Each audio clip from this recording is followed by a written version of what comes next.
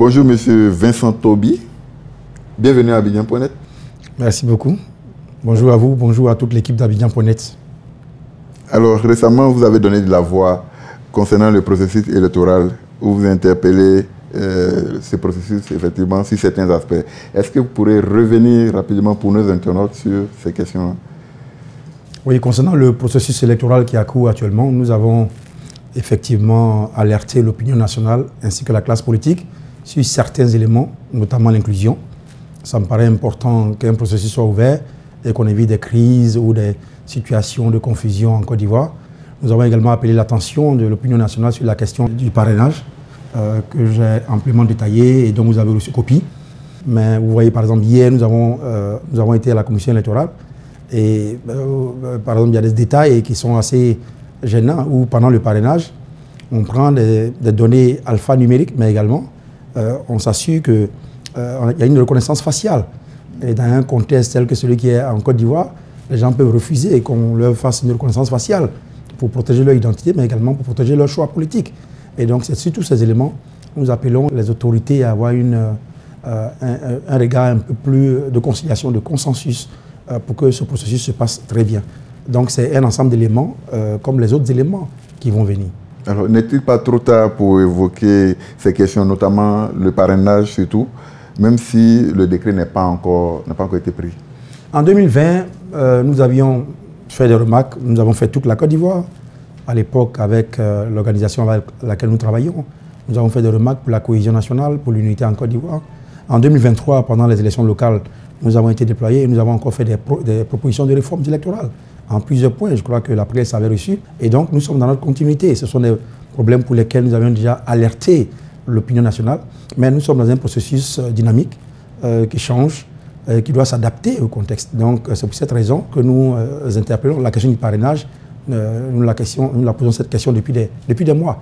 Donc, c'est une question de consensus, de compréhension, de chemin commun pour que la Côte d'Ivoire soit toujours dans la paix malgré la tenue d'une élection ou malgré une situation politique. Il faut mettre fin au parrainage selon vous? Oui. Ce que nous proposons, c'est qu'il faut enlever tout ce qu'il y a comme obstacles inutiles à l'exercice de la démocratie. Si vous allez par exemple à Bilimono, quelque part dans le département de Kong, ou à la Kuriwata, vous demandez à quelqu'un de se mettre devant votre appareil, qui va vous donner la CEI pour faire une reconnaissance faciale, il est normal que les gens soient un peu réservés. Si vous allez à Diokoué, où il y a eu des centaines de morts à l'issue de la crise, et vous demandez aux gens de venir vous parrainer en mettant leur identité, ils auront peur de représailles. C'est une question de contexte, c'est une question d'histoire qui fait qu'on demande aux gens un peu plus de compréhension pour qu'on n'ait pas encore à réveiller des traumatismes passés et que les populations n'aient pas peur de soutenir les candidats ou les partis qu'ils veulent porter au pouvoir. Aujourd'hui, que devient Aude Nouvelle avec vos ambitions présidentielles? Non, je travaille avec Aude Nouvelle parce que j'ai une expérience dans l'évolution des ONG, mais également dans la communauté internationale. Et donc, je travaillais avec cette organisation. Comme vous êtes éventuellement chef de village, mais vous êtes journaliste ici à Abidjan.net. C'est la même chose. J'ai mes ambitions politiques, mais on a un service à la communauté dans le cadre d'autres organisations. Donc, c'est ce que je fais. Donc, Aude Nouvelle va continuer à suivre parce que cette organisation est allée dans tous les endroits du pays, dans tous les recoins de la Côte d'Ivoire. Aude Nouvelle a des représentants et a fait un travail pour porter la connaissance de l'opinion, les richesses de nos contrées, mais également les difficultés qu'on rencontre ici et là. Mais Aude Nouvelle ne sera pas engagée dans la présidentielle? Non, pas Aude Nouvelle, parce que les lois sont très claires, donc elle ne sera pas engagée. La preuve, c'est que je suis candidat à la présidence de la République, mais je suis clairement candidat indépendant. Ok. Alors, parlant de cette candidature, vous annoncez votre candidature pour la présidentielle de cette année, mais réellement, depuis quand méritez-vous cette ambition dans l'ombre? J'ai toujours eu, depuis mon enfance, une vocation au service public. Et le service public, c'est tout. Être dans l'international où j'étais, c'est être sous-préfet comme je l'étais, c'est être dans la communauté internationale comme je l'ai été pendant de nombreuses années, c'est avoir été préfet d'Abidjan, c'est être également dans une organisation telle que Aude Nouvelle. Donc j'ai toujours eu une vocation au service public, au service à la communauté. Pour moi, aspirer à la présidence de la République, c'est la continuité d'une vocation de service, de leadership, de contribution au développement des communautés et de notre pays. Donc c'est une évolution normale qui a toujours été dans ma vie publique, même dans ma vie privée. J'aime apporter aux communautés le bonheur, la paix, et des horizons meilleurs. Alors, M. Toby, vous parlez également d'élections inclusives avec tous les candidats déclarés, même en violant les textes de loi? Je suis toujours à l'aise pour répondre à cette question parce que je ramène toujours tout à des situations que la Côte d'Ivoire a connues. Il y a eu des situations de crise que la Côte d'Ivoire a connues qui ont nécessité de négocier à Makossy, à Accra, à Pretoria, à Lomé, à Ouaga. Il y a eu beaucoup de négociations qui ont permis de trouver des solutions. Et les négociations ont une dimension diplomatique et une dimension politique. Et ça a permis à Côte d'Ivoire de retrouver sa stabilité. Donc on ne parle pas de violation. Depuis 1 mois et 2 semaines que j'ai déclaré publiquement ma candidature, je fais tous les plateaux et on me pose la même question. Et je suis heureux d'avoir vu hier des dépêches, je crois même des dépêches d'Abidjan.net, où les rois et chefs traditionnels demandent une solution politique parce qu'on pourrait aller vers une crise. Or, c'est ce que nous demandons depuis. Donc, ce n'est pas une violation des textes, c'est de stabiliser la Côte d'Ivoire parce que la finalité des élections, c'est la paix dans un pays, ce n'est pas la brouille. Quand je parle d'inclusion, il y a 2 aspects. Et je mets surtout en avant la question de la démocratie, c'est-à-dire de la stabilité, de la paix. Si on a une élection qui intéresse tout le monde participe, il y a la paix, il n'y a pas de crise, le pays fonctionne. Ça, c'est le côté démocratie. Mais il y a un aspect important que les Ivoiriens doivent avoir à l'esprit, c'est l'inclusion côté gouvernance. Ça veut dire que si vous allez à une élection, et puis il y a un président qui est élu, avec des partis politiques ou des populations qui n'ont pas participé, il y aura une bonne partie de cette population qui ne va pas reconnaître le président. Et donc toutes les politiques que le président va mettre en œuvre, ça va être problématique, ils ne vont pas adhérer. Et souvent même le désordre que vous voyez dans certains pays, c'est dû à ça. Parce qu'on ne reconnaît pas l'autorité du président. Et donc, quand le président dit « faisons telle chose », les gens se disent « oh, oui, il n'a pas l'autorité ». En matière de gouvernance, la gouvernance, c'est l'ensemble des principes qui permettent le fonctionnement optimal d'un État. Et souvent, on diffère la gouvernance de la démocratie. Donc, l'inclusion permet l'adhésion des populations. Vous savez qu'après la crise post-électorale, il y a des partis qui ont refusé de participer à niveau politique, notamment le FPI de l'époque, le Laurent Gbagbo. Il y a des personnes du FPI qui ont refusé d'adhérer à des politiques. Prenons un exemple même du recensement général de la population. Je prends un endroit comme Bonois, il y a eu un recensement qui avait fait 52 000 personnes, le dernier recensement.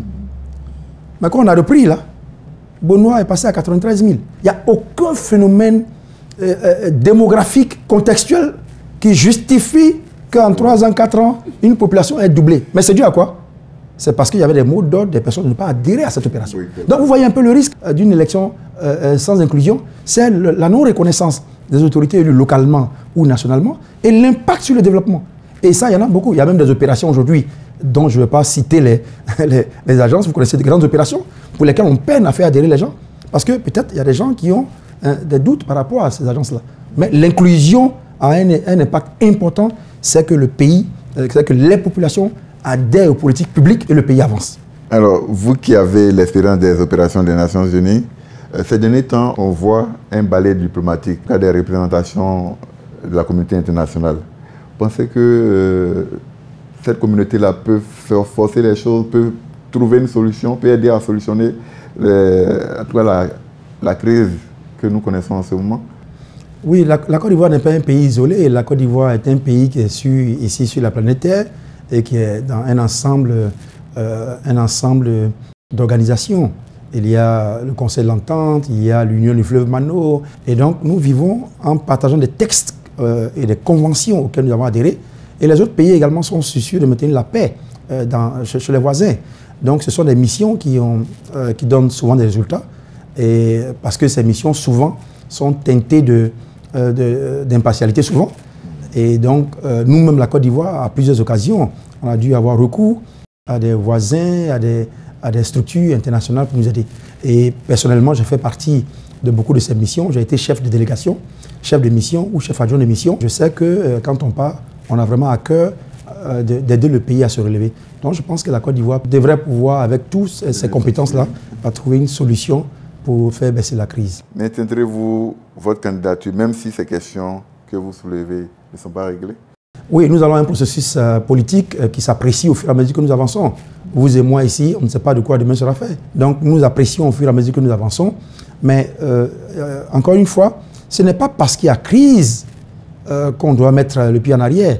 Non, c'est parce qu'il y a crise justement qu'il faut qu'il y ait de nouvelles dynamiques, de nouveaux visages, de nouveaux esprits, de nouvelles énergies, telles que nous, pour venir apporter aussi une alternative.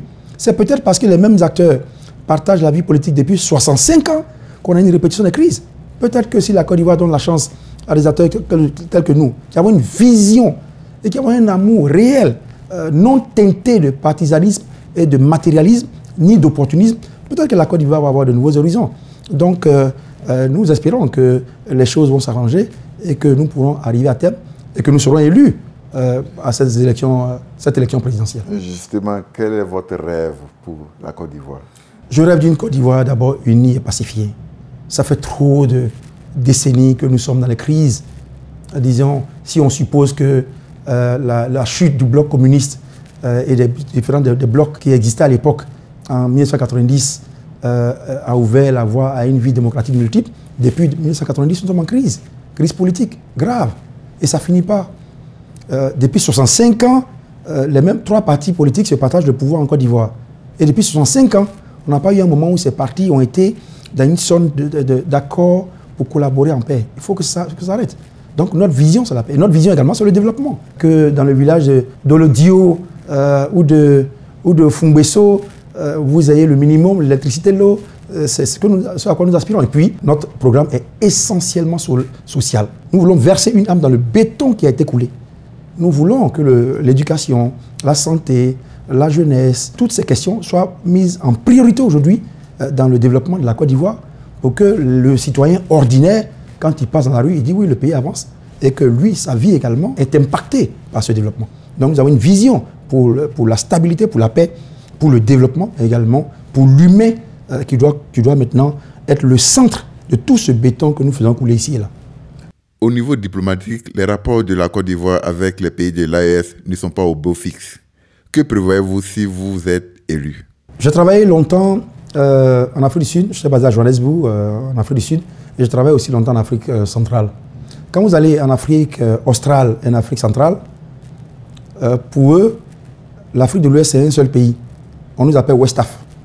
Ça donne tous 15 pays, si vous ajoutez la Mauritanie, 16 pays. Oui, ils confondent tout. Sénégalais, Ivoiriens, Maliens, c'est nous qui faisons nos différences. Mais pourquoi? Parce que les peuples ouest-africains ont connu un très fort taux d'intégration. Et ils sont partout. Les Ivoiriens sont en Mauritanie, les Mauritaniens sont à Bamako. Nous sommes frères. Et ce n'est pas juste des slogans. Nous avons bâti une communauté de vie, une communauté d'intérêt.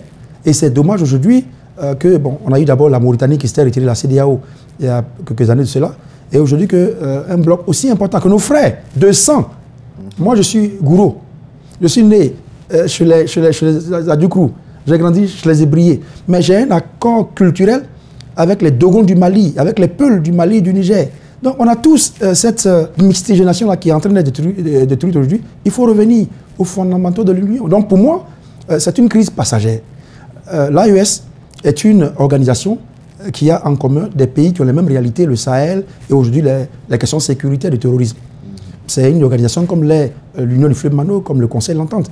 Donc ils ont une spécificité, mais ils sont dans l'ensemble, CEDEAO. Et moi je pense que cela va avancer, on va évoluer. J'ai l'impression que c'est aussi une crise générationnelle. On est un ensemble de nouveaux chefs d'État aujourd'hui, peut-être qui parlent le même langage. Peut-être que si la Côte d'Ivoire demain arrive à aussi peut-être une génération qui comprend le message de cette génération, peut-être que les choses vont changer. Donc pour moi, c'est une crise passagère. L'AES est un bloc qui a en commun des réalités, mais c'est un bloc qui sera fort s'il reste dans le cadre de la CEDEAO que nous devons chérir. Et nous, dans notre programme de société, on entend bien renforcer cette relation et que l'AES retourne intégralement dans la CEDEAO parce que ce sont nos frères, leur destin est également notre destin. Le parti au pouvoir n'arrête pas de faire des éloges de son bilan à travers les infrastructures qui ont changé le visage de la ville d'Abidjan. Est-ce que vous avez ce même regard? Nous disons qu'il faut également étendre ça à tous les ensembles du pays. Quand vous allez dans certaines localités du pays, il y a encore des difficultés, il y a souvent de petites infrastructures de base qui manquent. Il faut développer les pôles régionaux pour que ce ne soit pas un pôle principal qui bénéficie de tous ces efforts. Il faut également penser à la question économique, pas une meilleure appropriation de l'économie par des classes ivoiriennes. Aujourd'hui, là, on a besoin d'avoir des champions nationaux qui portent aussi cette économie pour que tout le fruit de la croissance soit aussi un élément qui bénéficie à des classes nationales. C'est ça qui est démultiplicateur de richesse. Donc, continuons nos efforts et notre projet de société voudrait bien apporter des idées nouvelles pour que ce développement-là il soit perçu par tous, partout, mais également qu'on ait une classe d'entrepreneurs nationaux qui portent un peu plus ce développement-là. en tant que candidat indépendant, quelles sont vos chances face aux candidats de grands partis en liste pour la présidentielle? Prévoyez-vous des alliances comme c'est le cas en ce moment? Depuis 65 ans, la Côte d'Ivoire n'a connu que 3 partis. Donc les mentalités des Ivoiriens sont forgées à cela. Donc quand vous arrivez comme candidat indépendant, vous paraissez même ridicule parce que 4/5 des Ivoiriens d'aujourd'hui n'ont connu que le PDCI. Il y a eu le FPI, il y a eu vraiment la brève transition avec Gueye. Il y a eu le FPI, aujourd'hui le RHGP, RDR qui est devenu RHGP, enfin, le grand bloc. Donc, les Ivoiriens sont un peu habitués à ça et c'est ce qui ne rend pas notre vie facile. On voit un candidat indépendant, quelqu'un qu'on a connu, et il y a une sorte de démythification et démystification du pouvoir, mais non, c'est les sèves nouvelles, ce sont les énergies nouvelles. Donc nous pensons que nous avons une chance. Et autrement encore, il y a le côté statistique.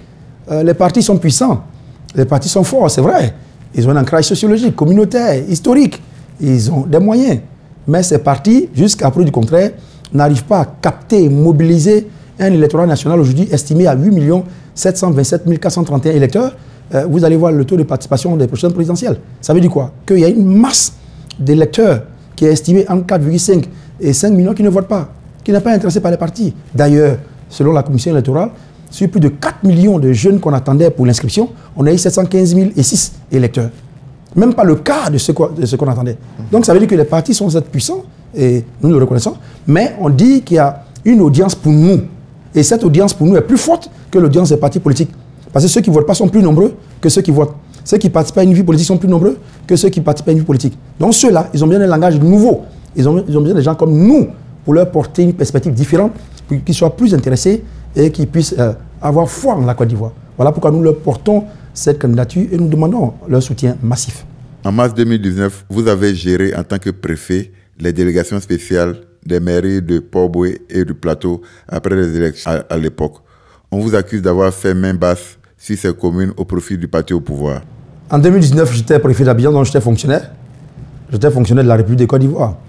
Et j'étais préfet d'Abidjan. Il y avait une crise à la suite des élections dans la commune du Plateau et dans la commune de Port-Boué. Il y a une provision légale qui dit que quand il y a une crise de ce type-là et que le mandat du conseil municipal précédent a expiré, c'est le préfet qui assure ce qu'on appelle, en termes administratifs, la délégation spéciale.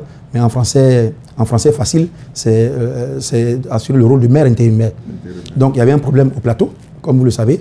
J'étais préfet d'Abidjan, en même temps maire intérimaire de la commune du Plateau et maire intérimaire de la commune de Port-Boué. Et j'ai géré cet intérim de façon, je dirais, classique. Et il y a eu de nouvelles élections. Ceux qui ont gagné sont ceux qui avaient gagné. Et donc, j'ai assuré la délégation spéciale et ceux qui avaient gagné, donc notamment le maire Ewo Jacques au Plateau et le maire Emou Sylvestre à Port-Boué, ils ont pris les éléments. Mais c'est une bonne question que vous me posez, ça me donne l'opportunité de clarifier les choses. Je vous ai dit que depuis mon enfance, je suis animé du besoin de service public. Et j'ai une haute idée du service public. Le fonctionnaire est un homme au service de son État, pas au service d'un parti, pas au service de ses intérêts. Et j'ai servi mes fonctions avec les missions qui m'avaient été assignées. Et puis, pour la petite histoire, sachez que quand je prenais la mairie de Port-Boué, la mairie du Plateau par exemple, le budget était à 9 milliards, la mairie du Plateau. Je n'ai pas touché un seul centime d'engagement. J'ai demandé qu'on gèle pour que l'équipe vienne là. Donc même les dépenses liminaires qu'il fallait faire, les petites dépenses, j'ai gelé cela. Et je faisais payer que les salaires. J'étais limité par la loi dans les dépenses, mais je pouvais engager certaines dépenses que je n'ai jamais faites. Ensuite, à la mairie du Plateau, j'ai refusé d'avoir un salaire de maire intérimaire, j'ai refusé d'avoir des crédits de communication, j'ai refusé d'avoir du carburant, pas un seul centime de la mairie du Plateau. Je suis parti de là-bas avec plus de 9 milliards, un budget plus élevé que le budget que j'avais laissé. Et j'ai fait la même chose à la mairie de Port-Boué qui avait environ un budget de 7 milliards et j'ai refusé le salaire et tous les avantages liés à ma fonction de maire intérimaire. Donc j'ai une autre idée du service public qui n'a pas un profit personnel. Donc j'ai laissé le Plateau avec plus de 9 milliards, un peu plus élevé que ce que j'ai trouvé quand je venais.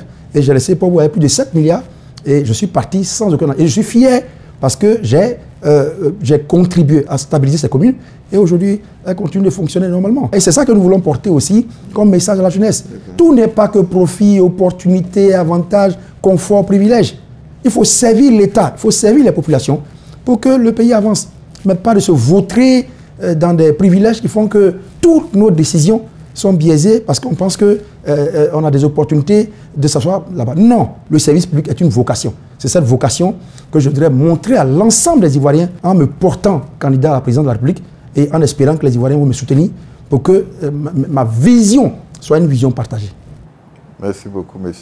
Toby. Merci beaucoup.